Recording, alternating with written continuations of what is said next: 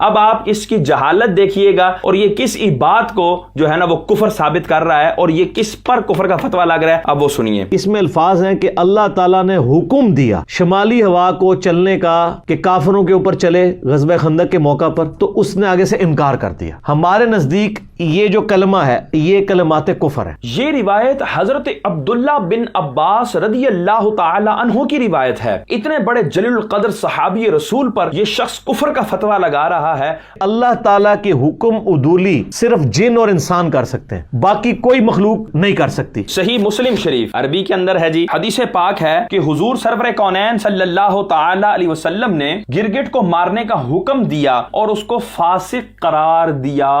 دیگر مخلوقات کو فاسق کہہ دیا گیا. اور فویسق کا ترجمہ دو ہوتے ہیں عربی لغت میں، دیکھیے گا.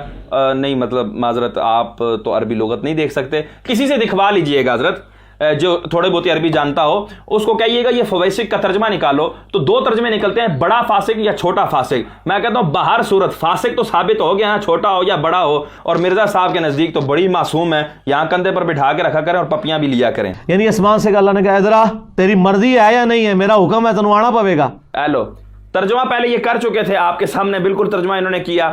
اس کے بعد اب یہ پھر سے بازاری لینگویج پہ چلے گئے اور پھر سے اپنی پٹری، وہ جو اصل پٹری تھی اس پر چلے گئے اور کہنے لگے کہ جی اب یہ پہلے زمین و آسمان کا اللہ سے جو مکالمہ تھا وہ بتایا. یا اللہ سانو نہ چھیڑ، ادھر رہن دے، سانو وقت چ نہ پا.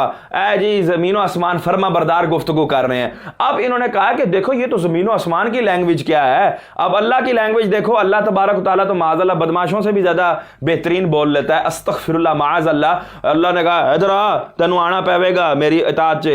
او خدا کے بندے، یہ ترجمانی کر رہے ہو اور یہ اللہ کا انداز بیان کر رہے ہو تم.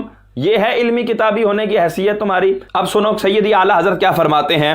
حسام الحرمین ہے، موسوعہ رضا کی یہ چھپی ہوئی ہے لاہور سے، اور صفحہ نمبر ہے 52، عربی کے اندر ہے. میں کہتا ہوں مرزا صاحب پتہ نہیں کہاں سے پڑھتے رہتے ہیں، اسی لیے میں ان کو یہ کہتا ہوں کہ تھوڑی بہت خدارہ عربی کہیں سے سیکھ لو اور کتابوں کو جو ہے نا خود پڑھا کرو. چیڑے چماٹوں سے نہ پوچھا کرو کہ اس میں کیا لکھا ہے، وہ ایسی چیزیں بتائیں گے جو تم بتا رہے ہو. میں کہتا ہوں مرزا صاحب اگر آپ واقعی علمی کتابی ہیں تو ہمارا چیلنج ہے آپ کو کہ اگلی ویڈیو بنائیں اور اس میں یہ کہیں کہ دیکھیں جی میں نے یہ کہا تھا کہ یہ بالکل جملے کفریاں ہیں.